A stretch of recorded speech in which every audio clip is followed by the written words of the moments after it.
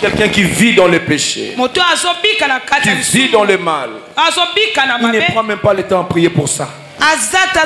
Mais il a le temps à prier pour Dieu. Seigneur, donne-moi. Donne-moi le mariage. Donne-moi l'argent. Donne-moi le travail. Mais bien aimé, le Seigneur voudrait te voir dans sa présence. Tu es en train de pleurer parce qu'il y a une faiblesse qui ne veut pas te quitter. Seigneur, j'ai fait l'effort. Je le faisais chaque jour. Mais maintenant, Seigneur, j'ai tenu pendant 3 semaines. La 4e semaine, je suis encore tombé. Oh Seigneur, viens m'aider. J'ai ces problèmes de masturbation. Délivre-moi. Le Seigneur veut voir des hommes et des femmes qui sont souciés, qui travaillent pour leur salut.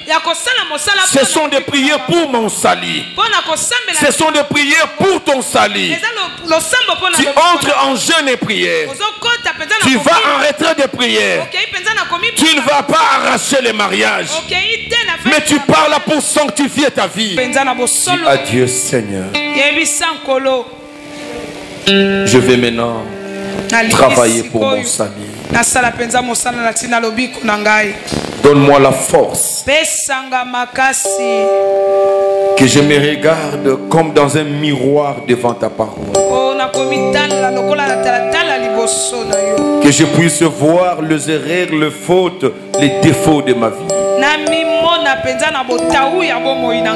et que je puisse les travailler avec ton aide, ô cher Saint-Esprit, afin que je devienne irréprochable,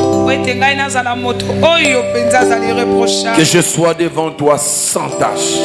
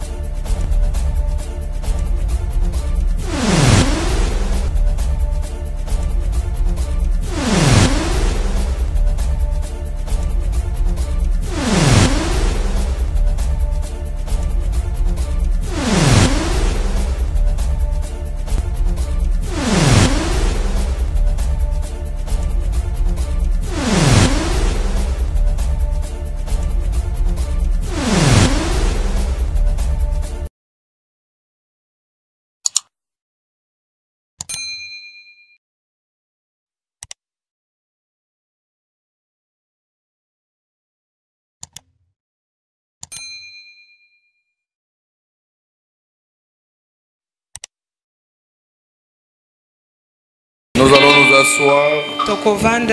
Nos yeux sont fermés. Je vais prier. Tendre Père, je bénis ton nom pour cet homme. Tu es au milieu de nous. Et c'est ta présence qui rend cette rencontre spéciale. C'est ta présence qui nous donne la latitude de te rendre un culte raisonnable. Seigneur, nous ne savons rien dire sans reconnaître solennellement ta grâce, ta miséricorde et tes bontés que tu nous as renouvelées ce matin. Merci de nous accorder la vie et merci de protéger cette vie. Merci Dieu Tout-Puissant de nous donner la santé pour que nous puissions te servir avec force. Merci d'avoir pourvu à nos besoins, les besoins pour nous aider à vivre aisément. Et toute la gloire te revienne pour toutes les choses qui nous ont semblé ne pas répondre.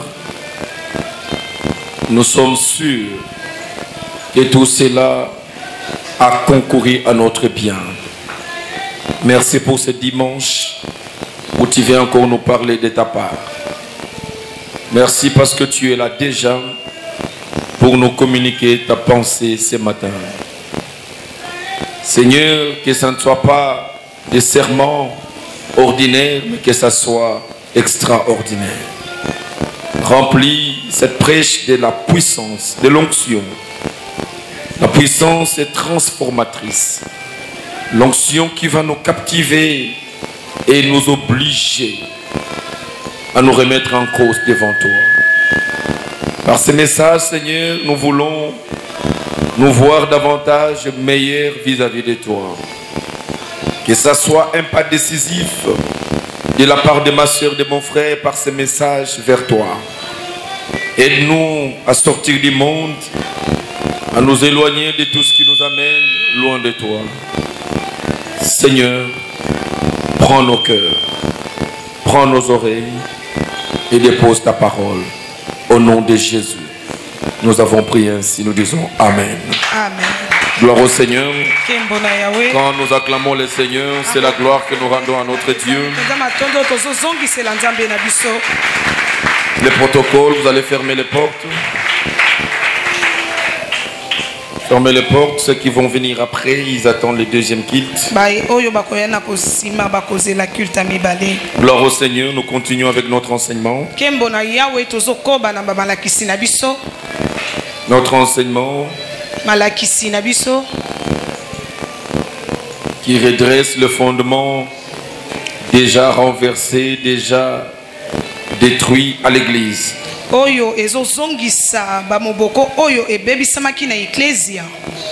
Nous sommes sur notre texte principal de Romains chapitre 12 au premier verset.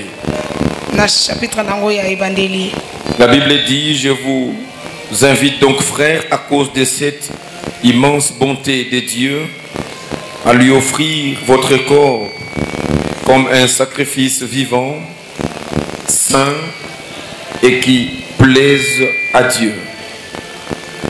Ça sera là de votre part un culte spirituel. C'est ça notre texte principal.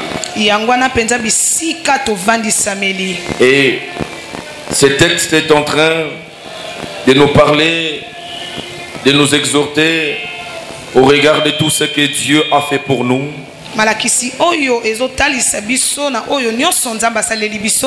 Et nous sommes appelés à offrir à ces dieux notre corps. Nous devons lui offrir ce corps comme un sacrifice vivant, saint, et un sacrifice qui plaît à Dieu. Et bien aimé, avant que nous puissions lire un autre texte pour ce matin, j'aimerais que vous puissiez retenir quand la Bible parle d'offrir, il n'est pas question d'un acte ponctuel. Il n'est pas question d'un acte ponctuel, mais c'est une démarche constamment renouvelée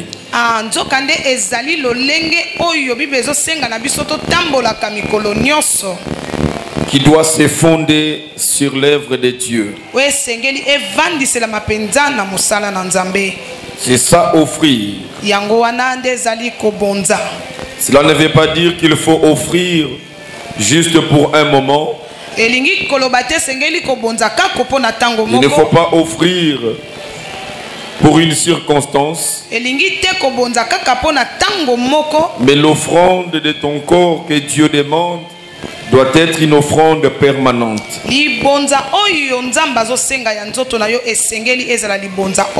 Tu dois donner ton corps à Dieu de manière permanente, de manière perpétuelle. Une fois que vous donnez votre corps à Christ, vous devez oublier de le récupérer. C'est un corps que vous donnez pour toujours, jusqu'à ce que le Seigneur reviendra nous prendre sur la terre.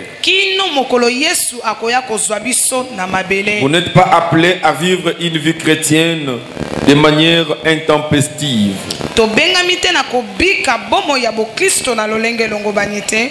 Dieu ne nous appelle pas et il n'a pas besoin de notre corps de manière intermittente.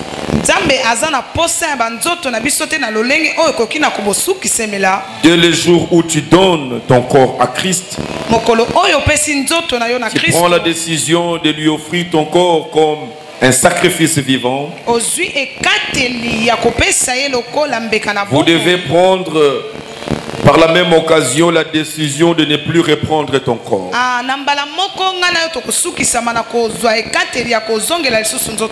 Parce que ça appartient à Dieu pour toujours. Et le Seigneur va en faire tout ce qu'il voudra.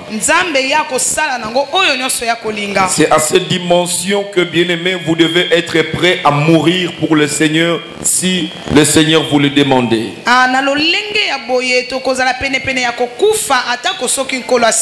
Vous ne devez pas renier votre foi au regard des moments ou des circonstances qui sont dites. Mais vous devez être prêt pour Dieu, être prêt à tout. Être prêt à tout parce que ça ne dépend plus de vous. Cela est très important. Ce sacrifice que Dieu veut, c'est un sacrifice vivant. Par sacrifice vivant, Dieu veut simplement que votre consécration à Dieu soit aussi éternelle. Et cette consécration doit être totale. Votre consécration ne doit pas seulement être une affaire intérieure. Comme ça arrive à plusieurs de dire non, Dieu ne regarde que le cœur. Non, votre extérieur doit être inclus dans cette consécration. Cela veut dire tout votre corps, votre vie sociale, vos relations avec autrui. Ça doit être consacré à Dieu. Chaque pas de votre vie, tout ce que vous commettez chaque jour, les actes que vous posez chaque jour, de vos relations avec vos frères et sœurs, faites-les dans un esprit d'une vie consacrée, d'un corps consacré. Ton corps est consacré à Dieu et il est appelé à appliquer la justice de Dieu vis-à-vis de ses semblables. La Bible parle d'un sacrifice qui plaît à Dieu. Et par sacrifice qui plaît à Dieu, il s'agit d'un sacrifice qui donne un parfum de bonne odeur à Dieu. Votre vie doit être un parfum de bonne odeur. Ça doit sentir bon devant le Seigneur. N'est-ce pas, le Seigneur est arrivé à parler de Job au diable parce que la vie de Job a donné une odeur agréable à Dieu.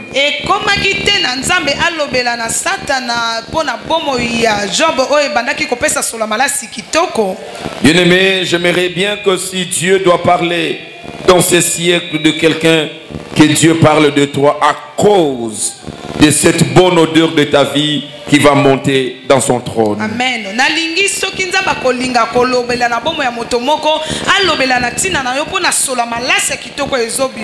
Voilà pourquoi les hommes de la Bible avaient de prières courageuses à faire à Dieu.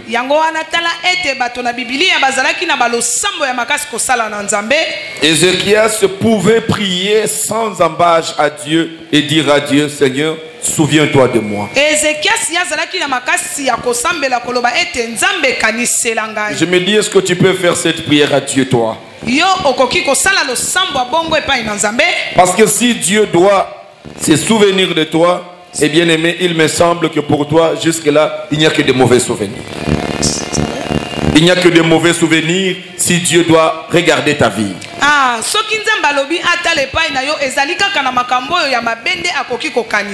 Mais ta vie doit devenir un parfum de bonne odeur pour Dieu. Et que tu peux arriver à dire à Dieu, Seigneur, si tu veux me prendre, mais souviens-toi de moi s'il est utile que je parte maintenant.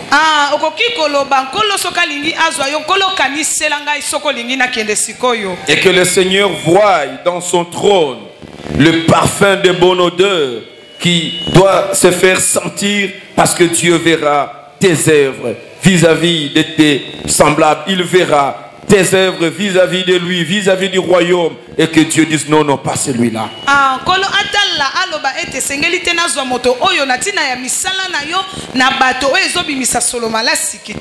Cela est très important. La Bible est en train de dire dans Philippiens chapitre 2. Philippiens chapitre 2 à partir de verset 12 jusqu'au verset 17. La Bible dit ceci: mes chers amis, vous avez toujours été obéissants. Faites donc fructifier votre salut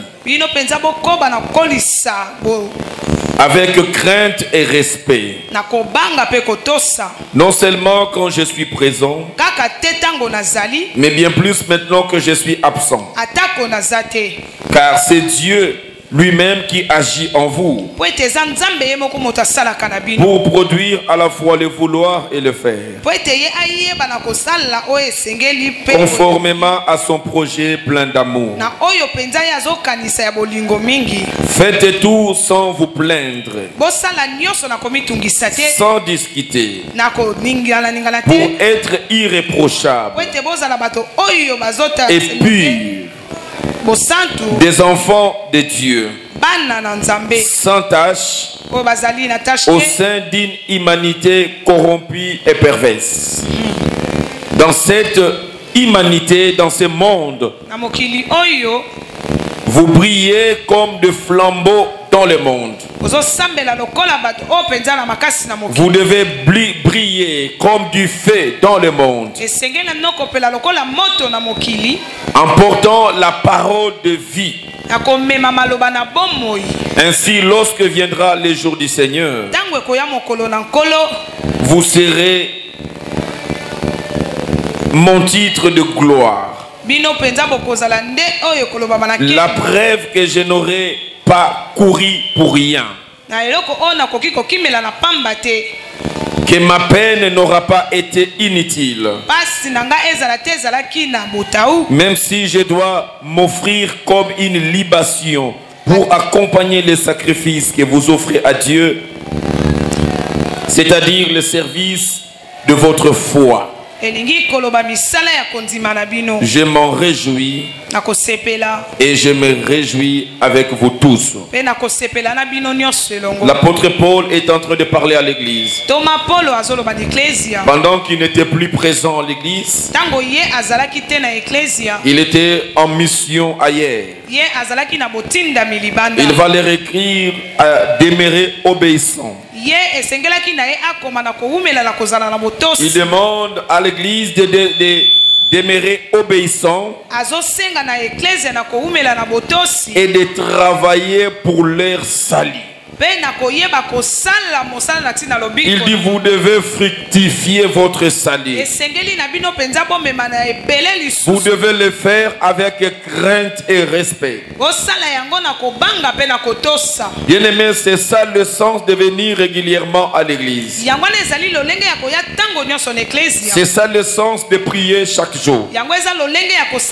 C'est ça le sens de lire la parole chaque jour. Qu'est-ce que nous cherchons à la lecture de la parole de Dieu? Qu'est-ce que nous cherchons dans la prière? Qu'est-ce que nous cherchons dans des réunions de prière, dans des réunions de commission? Nous sommes en train de fructifier notre foi. Nous sommes en train de travailler pour notre salut. Autant que vous mangez chaque jour pour votre corps, vous devez travailler pour votre salut. C'est ce que l'apôtre Paul est en train de dire. Vous devez le faire avec crainte et tremblement de Dieu. Ne vous sentez pas responsable de vous-même. Ne commettez pas les actes comme si vous étiez libre de vous-même.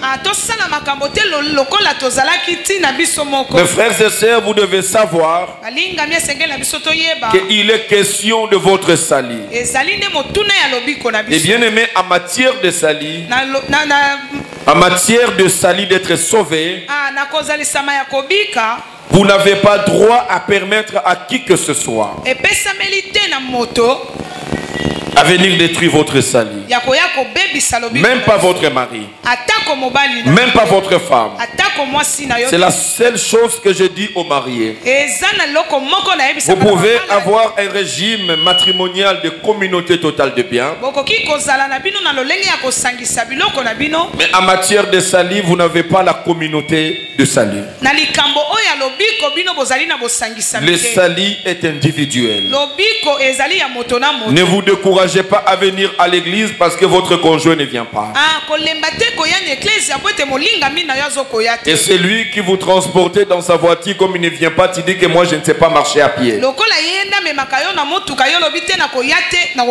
Le salut est individuel. Ne permettez pas à votre soeur, à votre frère de vous empêcher à travailler votre salut.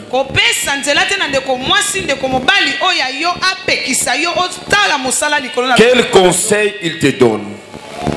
Quel conseil il te donne? Il te propose quoi? Il t'appelle à faire quoi? Est-ce que cela détruit ton salut ou fructifie ton salut? C'est dans cette logique que le Seigneur, la Bible demande que nous devons nous dissocier de certains milliers une fois que nous nous sacrifions, nous nous consacrons à Dieu.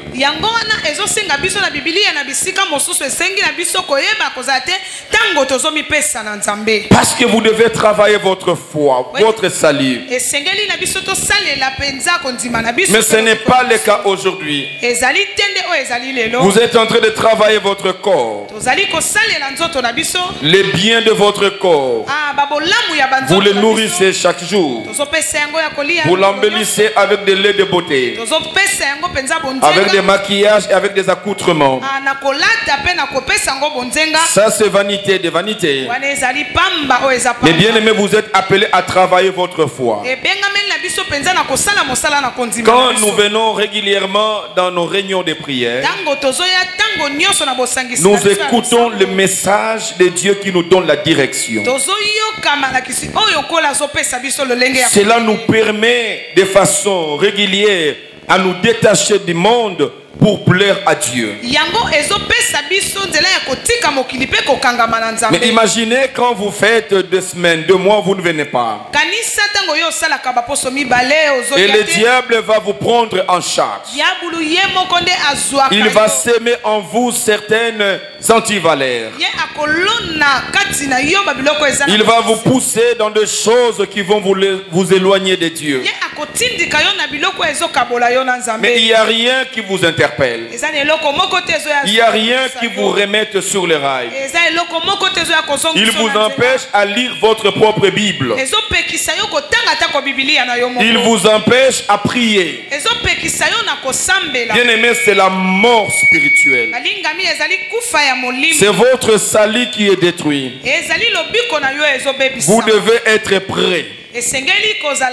à tout perdre sur la terre et ne jamais perdre votre salut. Paul dit travaillez pour votre salut.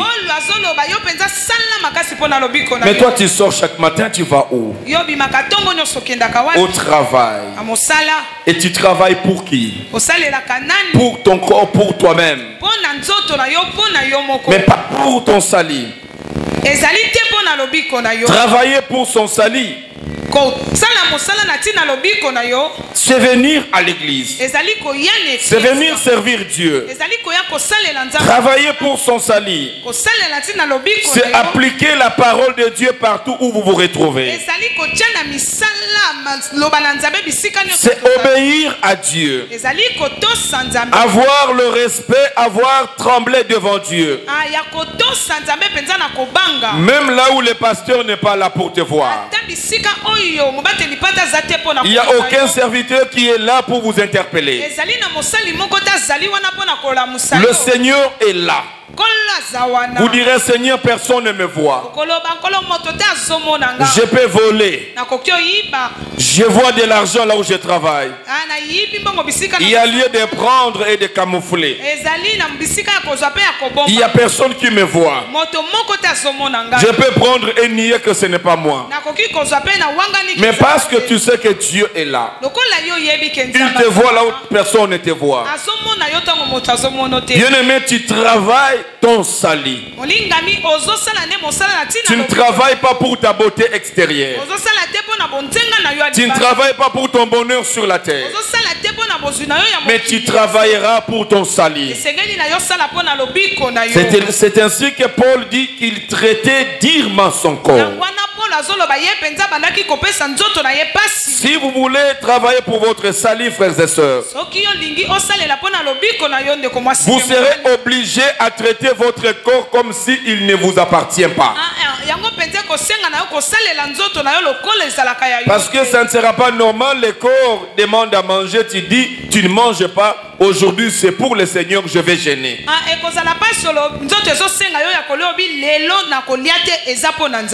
C'est travailler pour le Seigneur et traiter son corps durement. Cela est très très important. Le Seigneur veut nous voir irréprochables. Nous devons atteindre la dimension d'être irrépréhensibles. Nous ne devons pas laisser que ce monde corrompu et pervers puisse nous détruire. Mais la Bible dit nous devons être ce feu qui est allumé dans les ténèbres. Soyons comme des flambeaux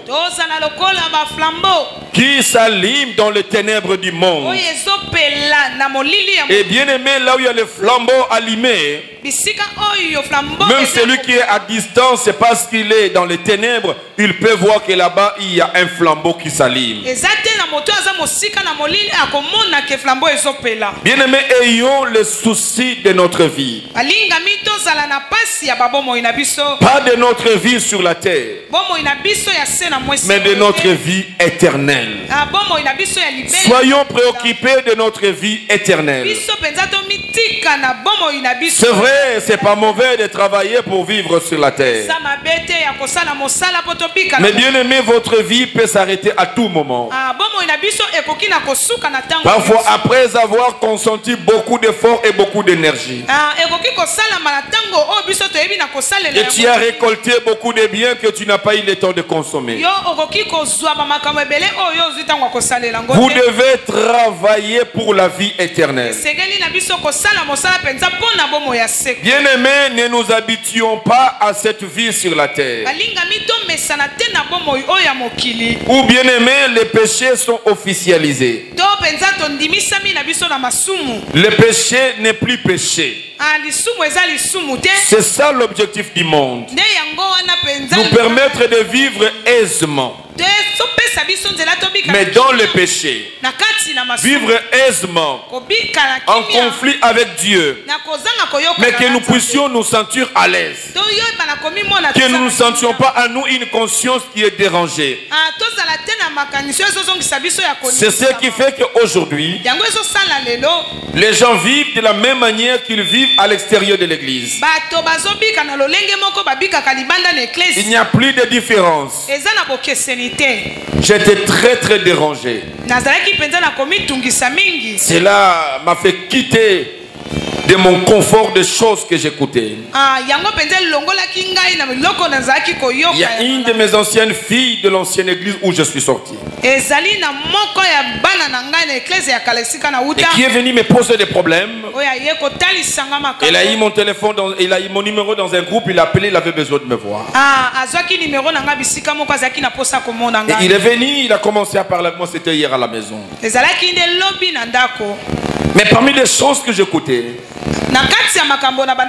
aujourd'hui on peut prêcher à l'église et c'est ce qu'on leur prêche aujourd'hui, que vous pouvez même faire la prostitution, vous pouvez vous me conduire, mais l'essentiel est d'amener la dîme à l'église. Quand vous amenez la dîme à l'église, vous êtes prostitué, cette dîme va vous protéger du sida. Ça c'est un scandale. Mais ça c'est un message qui se prêche à l'église, où on commence à encourager les gens.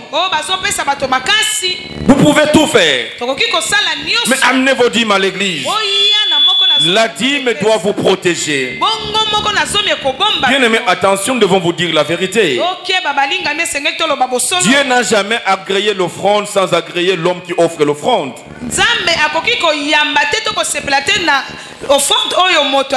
Dieu commence par agréer l'homme qui offre l'offrande. Si Dieu ne t'accepte pas, il n'acceptera pas ton offrande. L'offrande n'est pas plus important que l'homme qui l'offre. Non. C'est l'homme qui offre l'offrande. Son attitude, sa relation avec Dieu va influencer son offrande. Nous ne devons pas changer l'évangile pour satisfaire notre ventre. Bien aimé, si vous ne payerez pas la dîme, parce que nous vous prêchons la vérité, nous serons rémunérés par Dieu qui est au ciel. Les offrandes, les dîmes et autres, nous devons apprendre aux hommes que cela est très important, l'homme qui offre. Mais pourquoi Dieu va refuser l'offrande de Caïn? On ne va pas dire parce que Caïn a donné les offrandes, des légumes, de tout. Mais c'est ce qu'il avait. Il était agriculteur. Il ne pouvait pas donner un bélier comme son frère qui était berger. L'on donne que ce que l'on a. Mais si Dieu n'a pas accepté son offrande, c'était par rapport à la disposition de son cœur. C'est l'homme, Dieu savait ce qui était dans son cœur. Et quand Dieu a éprouvé ce qui était dans son cœur, et vite on s'est rendu compte que cet homme c'était un criminel, un criel. Mais bien aimé, c'est avec raison que Paul a dit, c'est lui qui vous prêchera un autre évangile que je vous prêche, qu'il soit anathème. Bien aimé, s'il y a modernisation dans le monde, mais il n'y a pas modernisation de la parole. La parole n'est pas en train d'évoluer, non. La parole, elle est la même hier, aujourd'hui et éternellement. Nous vous avions prêché l'amour et cet amour demeurera jusqu'à la fin du monde.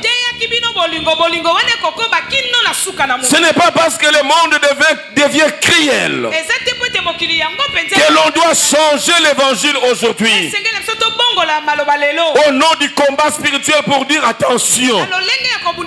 L'excès d'amour peut détruire. Non. Ça, ce n'est pas l'évangile. L'amour est plus puissant que le mal que l'on te fait. On peut te faire du mal, mais il faut répondre au mal par l'amour. Parce que l'amour est plus puissant que le mal. C'est l'évangile que nous vous avions prêché. Et cet évangile doit demeurer authentique dans vos cœurs. Ça ne doit pas changer devant les circonstances.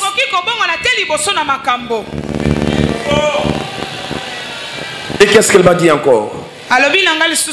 Non. Nous étions en train d'être consacrés. Et quand on le consacrait, cela veut dire le pasteur le consacrait. Il était en train de consacrer le serviteur, ceux qui travaillent à l'église, voilà. Il fallait une prière de consécration. Vous savez, quand un pasteur entre dans de loges, il peut cacher beaucoup de choses.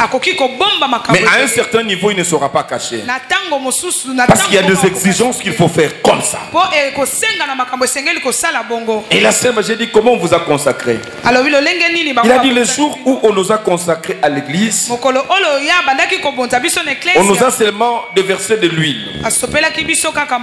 Ça, c'est compréhensible. Il dit, le pasteur a dit que non, non, tout a été fait la nuit. Aujourd'hui, c'est de l'huile seulement et c'est fini. Et je lui ai dit, qu'est-ce qui s'est passé la nuit? Il a dit, la nuit, nous étions chez lui. Et pendant qu'il faisait la nuit, vous pouvez imaginer l'air. Il nous a demandé tous, nous devions nous prosterner. Mais la condition était, il faut mettre la face, le visage par terre. Ça, c'est pas la prosternation. Mais ça, ce sont des pratiques occultes. Prenez votre visage, mettez-les par terre. Tous, ils ont fait d'abord ça dans un cercle. Après, il va les sortir, lui, il va mettre maintenant son torche qui était spécial, tout noir là, vous comprendrez comment ça se passe. Il me dit que il a éteint toute la lumière de sa maison. Il a demandé à tout le monde d'avoir maintenant une bougie. Tout le monde avec sa bougie. Et avant d'entrer au lieu où il faisait la prière, lui, il était à la porte, il va allumer votre bougie. Et tout le monde entrait avec sa bougie. Et tous, nous avions nos bougies. Nous avions fait un cercle dans le noir. Et lui, il était en train de nous sillonner, il nous tournait. Il était en train de nous faire répéter des prières. Mais il m'a vu que je n'ai pas supporté, j'ai quitté mon confort, j'ai dit, mais finalement, vous trouvez ces fondements bibliques où? Mais aujourd'hui, il y a même, vous le voyez même à la télévision. Vous le voyez même dans des chaînes, dans des films des Nigériens, comment on vous montre les pratiques magiques et consorts. Mais ce sont des choses qui se font dans des églises aujourd'hui. Ça se fait de façon cachée. Et par la suite, il fallait faire un serment. Il fallait faire un engagement. Au nom de l'alliance, on le fait au pasteur. Je jure, je ne t'abandonnerai pas. Je ne ferai plus ceci. Je ne ferai plus cela. Mais que voulez-vous encore qu'on vous dise après tout ce que vous voyez? Mais les gens sont là. Papa, papa, daddy. C'est compliqué, ça fait mal. Je lui ai dit, je n'ai pas beaucoup à te dire. Mais ce que je dois te dire, tous les services que tu penses que tu rends à Dieu, Tu ne les rends pas à Dieu. Vous les rendez au diable. Si la mort arrive aujourd'hui, si Christ arrive aujourd'hui, vous tous dans votre église, en commençant par les passés, vous irez tout droit en enfer. Si tu peux tout oublier, mais retenez ce que je te dis. Ça c'est très important. Bien-aimé, on ne peut pas vous apprendre un autre évangile. Il n'y a pas une Bible qui évolue. Ici, je vous ai toujours dit, les occultistes qui sont dans des églises aujourd'hui, ils nous amènent de nouvelles appellations, de nouvelles choses qui cachent leur magie et leur occultisme.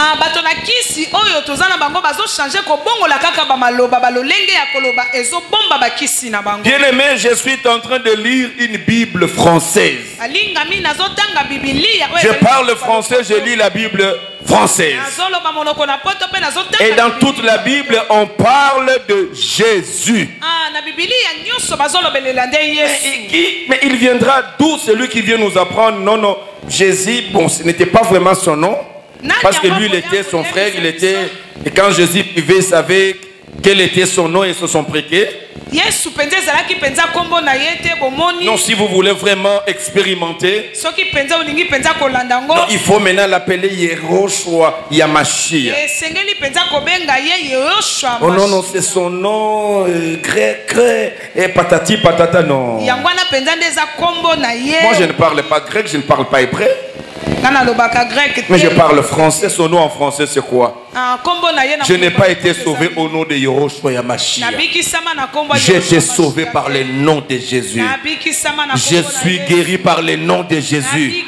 Je suis ce que je suis par le nom de Jésus. Mais le nom qui a tout fait pour moi.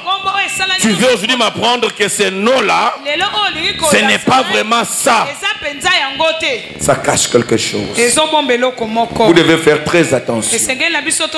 C'est ainsi que nos églises aujourd'hui doivent changer en termes d'utilité. Nous devons cesser avec beaucoup de prières sans connaissance. Le temps est tellement dangereux.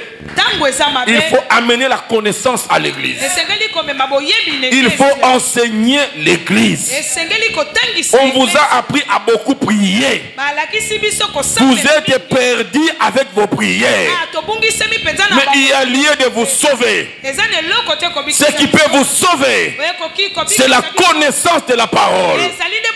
C'est ainsi que Jésus a dit: allez partout dans le monde, faites de toutes les nations des disciples.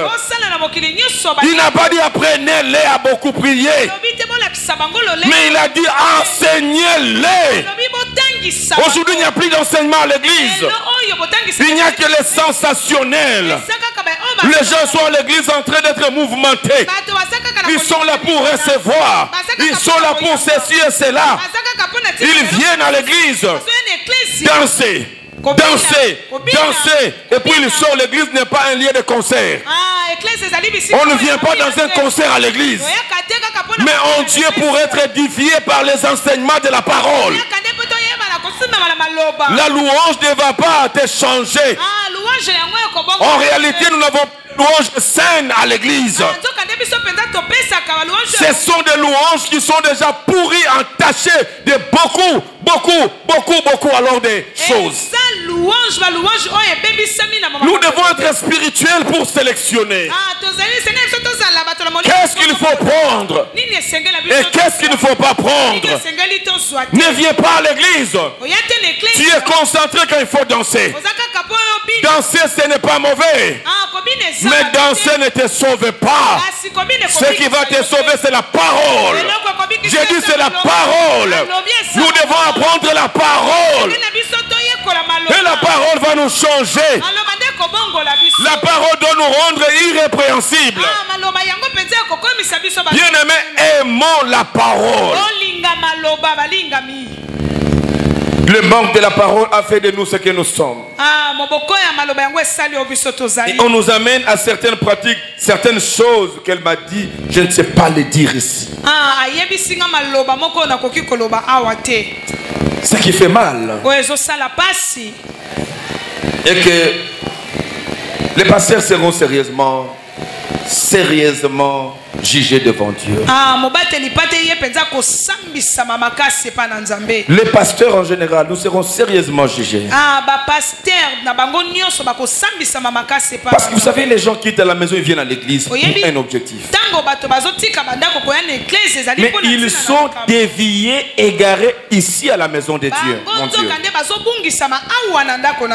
C'est ici à l'église qu'on leur apprend autre chose. Nous détruisons leur vie à l'église. Mais en quittant sa maison, il est venu à l'église pour être sauvé. Mais je sais que Dieu ne laissera pas des choses continuer comme ça. Il y a un temps qui est en train d'arriver. Le Seigneur se lèvera pour ses enfants. Il mettra à nu tous ces faux pasteurs. Dieu se lèvera avant la fin du temps pour sauver encore ceux qui sont sauvables. Les gens sont perdus à l'église. Acceptez que nous vous prêchions la vérité. Bien-aimés, n'allez pas chercher à gauche et à droite là où il y a ébullition. Ébullition, ça chauffe là-bas. Non, bien-aimés, nous n'avons pas besoin que ça chauffe. Nous avons besoin que la parole pénètre.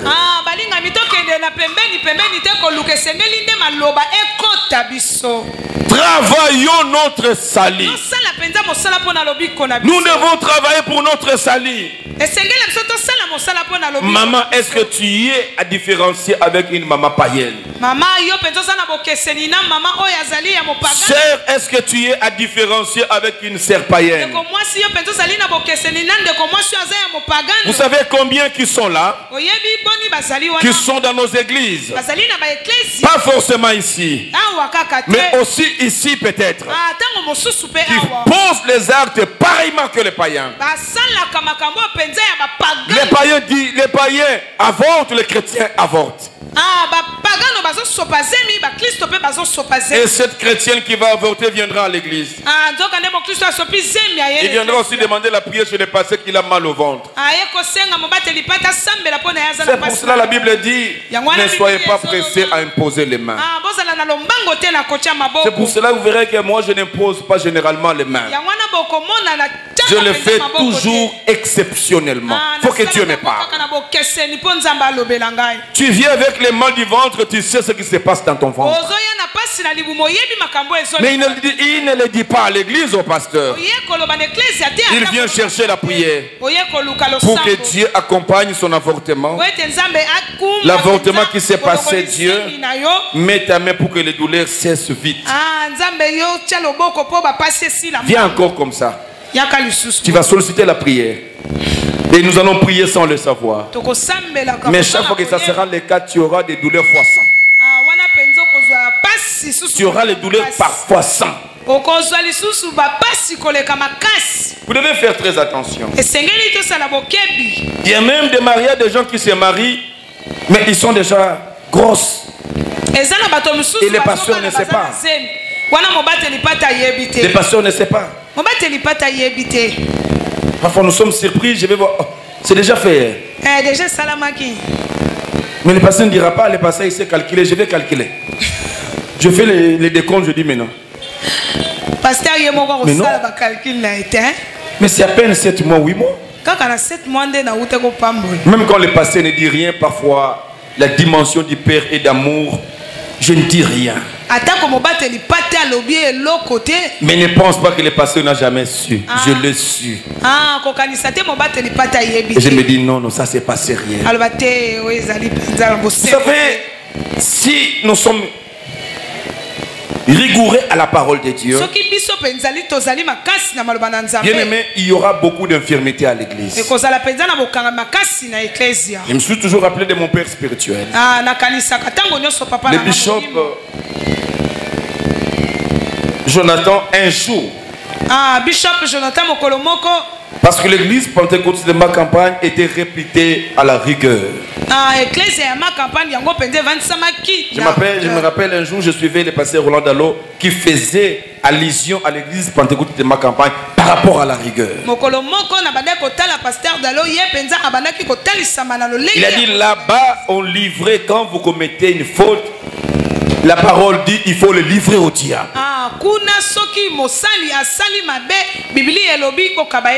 C'est comme cela que le bishop était. Il vous appelle publiquement. Sœur Foulan ici. Frère Foulan ici. Il va vous citer des noms et dire ce que vous aviez fait publiquement. Et la parole lui dit une telle personne, il faut le livrer au diable. Il fait la prière, il vous livre au diable. Un jour, il a béni un mariage, quelqu'un l'a roulé. Il était déjà grosse. Il a commencé la grossesse. Comme vous savez le faire, vous procédez les choses vite, vite. Papa, non, nous sommes pressés. Dieu nous a bénis. Non, alors vous êtes endetté pour couvrir la grossesse. Il ne savait pas être béni les mariages. J'ai appris ça, mais quand il a appris ça après, il était très fâché. Il vient à l'église. Il sanctionne la personne. Il prie, il les livre au diable. Allez vous renseigner là-bas ce qui est arrivé. C'est ce qui nous fait parfois peur de faire ce genre de prière. Ce qui est arrivé, parce qu'il a trompé l'homme de Dieu. Ananias et Saphira sont tombés sur place parce qu'ils ont trompé l'homme de Dieu. Il a fait la prière, mais ce qui est arrivé après, je ne sais pas le dire ici. Ça fait parfois mal. En tant qu'homme, tu peux voir après ce que cela est arrivé. Mais oui, parce qu'on ne badine pas avec les sacrés. Yes. Bien-aimés, soyons des chrétiens. Travaillons notre salut. N'amenons pas le monde à l'église. Ne venons pas à l'église pour se réfugier. Mais nous sommes là pour travailler notre foi. Nous travaillons notre salut. Si tu comprends ça, toi tu ne peux pas rater un culte. Toi tu ne peux pas rater les réunions qui te concernent. Tu ne peux pas rater quand on t'appelle, viens à l'intercession, viens à ceci. C'est ça notre vie. Quand nous sommes ensemble, nous savons parler de la parole. Et le diable qui te poussait à commettre une faute, il se verra être opposé par la parole et tu prends la décision de ne pas suivre le diable. Mais quand tu n'es pas là, tu n'écouteras pas cet enseignement. Demain, je l'ai même écrit dans les groupes aujourd'hui. La plupart des enfants de cette église, ils ne sont même pas abonnés à la chaîne YouTube de l'église. Oh, il y a des enseignements que tu as ratés, je ne sais pas pour une raison comme pour une autre, mais que tu peux rattraper parce que tu entres sur notre chaîne, tu peux voir dans la chaîne YouTube et suivre une prédication que j'ai ratée dimanche, mercredi ou vendredi.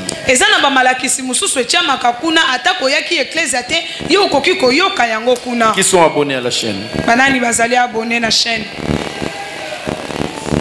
Qui sont abonnés? Montrez-moi les doigts. 5 personnes. 5 personnes sont abonnées à la chaîne de l'église. 5 personnes, kaka. Donc, le 412 abonnés que j'ai aujourd'hui à l'église, j'ai 5. Na 412 abonnés au église Zanango, pasteur Zanango, Azagana 5. Mais c'est pas normal. C'est normal. Ce que tu apprends. Ce que tu apprends à l'église, tu peux aider d'autres qui sont ailleurs.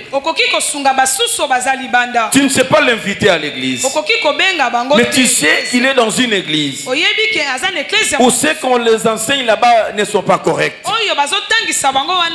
Tu peux seulement partager cette prédication, partager les liens de notre chaîne YouTube. Il peut les suivre et sa vie peut être sauvée. J'ai eu des retombées, maman. Tu as envoyé ça à ton petit frère, il a envoyé ça à son pasteur. Combien de fois? Et j'attends des échos retours, des gens sont bénis. Des gens sont bénis parce qu'on les a envoyés.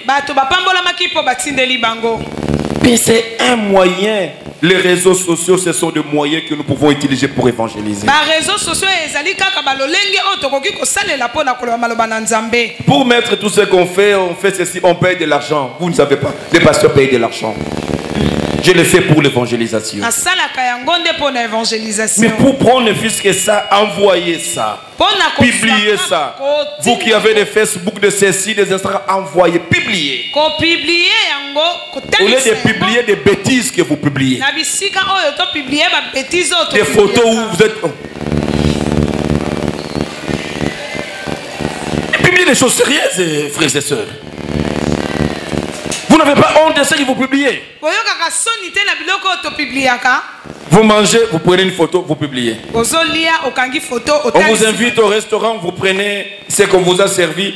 Mais publiez aussi la personne qui vous a invité. C'est les maris d'autrui. Vous ne le publiez pas. Mais vous publiez. Je suis ici à Ongabusta. Je suis ici à ceci. J'envoie ça. Regardez-moi comment je mange. Comment tu manges? Changeons nos habitudes. Utilisons les canaux des réseaux sociaux pour évangéliser. Et les gens vont remarquer que vous aviez changé. Commencez à publier des choses qui vont aider, qui vont sauver une âme. Les gens vous regardent seulement par vos publications. Mais curieusement, après, ils vous voient vous publier aussi, vous tenez le micro en train de chanter, en train de modérer, en train de, c'est pas moi, prêcher ou interpréter. Vous dites, ah, mais elle aussi, elle fait ça. Ben, si c'est le cas, alors, au regard de vos publications, la personne peut comprendre que vous n'êtes pas un bon chrétien.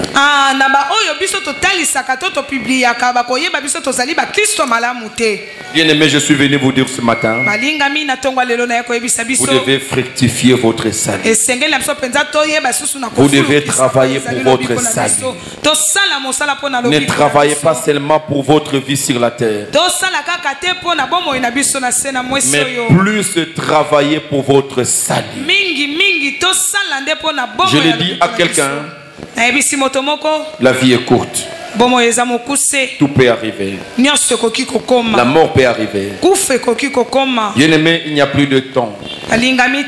Jésus peut revenir. Voyez, vous dormez quand je prêche, je suis là, je vois 2-3 personnes en train de dormir.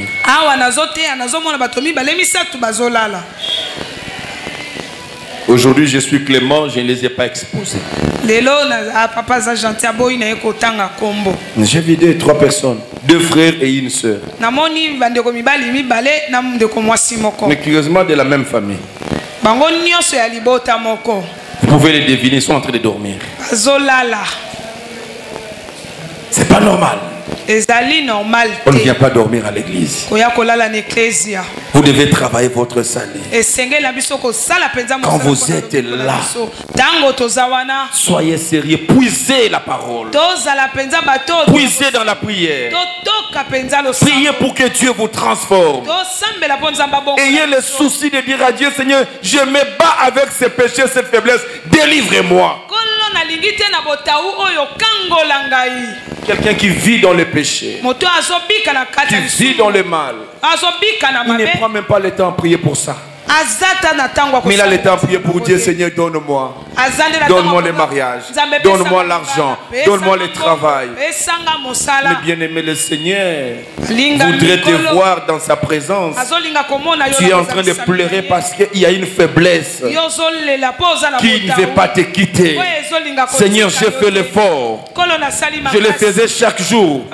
Mais maintenant, Seigneur, j'ai tenu pendant 3 semaines. La 4e semaine, je suis encore tombé. Oh Seigneur, viens m'aider. J'ai ces problèmes de masturbation. Délivre-moi. Le Seigneur veut voir des hommes et des femmes qui sont souciés, qui travaillent pour leur salut. Ce sont des prières pour mon salut. Ce sont des prières pour ton salut. Tu entres en jeûne et prière. Tu vas en retrait de prière. Tu ne vas pas arracher les mariages. Mais tu parles pour sanctifier ta vie. Tu parles pour que les péchés soient dominés, soient détruits en toi. Tu dis, Seigneur, j'entre dans cette prière. Je vais sortir en nouveauté de vie. J'aimerais que ces péchés qui me dominaient, je ne vais plus revenir sur ça. Le Seigneur cherche des hommes et des femmes pareils qui travaillent pour leur salut. Ne travaille pas pour le ventre. Le ventre n'est pas fait pour les aliments, mais travaille pour ton salut. Et le Seigneur te bénira. Nous acclamons pour sa parole. Baisse ta tête à la prière. Tu vas prier à Dieu. Fais-le sincèrement. Dis à Dieu, Seigneur, je vais maintenant travailler pour mon salut. Donne-moi la force que je me regarde comme dans un miroir devant ta parole. Que je puisse voir les erreurs, les fautes, les défauts de ma vie. Et que je puisse les travailler avec ton aide, ô cher Saint-Esprit. Afin que je devienne irréprochable. Que je sois devant toi sans tâche. Et prêt à tout moment. Élève ta voix là où tu es. Tu vas prier avec un cœur soutenu. Tu vas prier à Dieu avec ton cœur. Le Seigneur regarde les prières qui viennent du cœur. Tu es en train, chaque jour qui arrive, c'est un pas vers la mort. Un pas vers la mort, papa, maman, frères et sœurs. Et bien aimé, ça peut arriver et tu n'as plus le temps. La mort peut arriver de n'importe quelle manière. On peut te cogner par un véhicule et tu meurs sur place. Tu n'as pas eu le temps de prier. Tu n'as pas eu le temps de corriger ta vie. Bien aimé, tu peux dormir et dans le sommeil tu pars. Et tu n'as pas eu le temps d'arranger avec Dieu. Cela peut arriver à tout moment. Ça peut arriver à tout moment. Tu peux tomber malade. Et à la minute, tu passes dans le coma. Tu ne sais plus parler. Tu ne sais plus réfléchir. Tu perds le contrôle de ton cerveau. Tu perds le contrôle de tes paroles. Il n'y a plus moyen de prier. Personne ne peut faire la repentance à ta place. La repentance, le changement d'attitude, il n'y a que toi quand tu es vivant. Pourquoi tu penses que le monde sera en train de continuer toujours à exister? Le monde s'arrêtera un jour. Bien aimé, j'ai lu dans ma Bible le signe précurseur sont tous accomplis. Le Seigneur peut arriver à tout moment. Qui sait si c'est ton dernier culte? Mais bien aimé, depuis que tu vis avec cet homme, cette femme, tu as eu des enfants avec lui. Avoir des enfants, cela ne veut pas dire que tu es en bonne position devant Dieu. Si jusqu'à ce jour l'homme ne t'a jamais épousé, tu es dans une position d'adultère. Bien aimé, si Christ revient ou si la mort arrivait, tu iras tout droit en enfer. Les enfants que tu as eu avec cet homme, cette femme ne vont pas te justifier. Il est temps de quitter ce mariage si cet homme n'a pas le courage de t'épouser. Laisse le mariage, laisse les enfants, va attendre l'enlèvement de l'église dans la sainteté. Sinon, dis à cet homme de t'épouser, de régulariser ta situation. On te le dit plus, bien-aimé, mais c'est ça la vérité. Sors de cette situation. Travaille ton salut. Travaille ton salut. Et le Seigneur te bénira.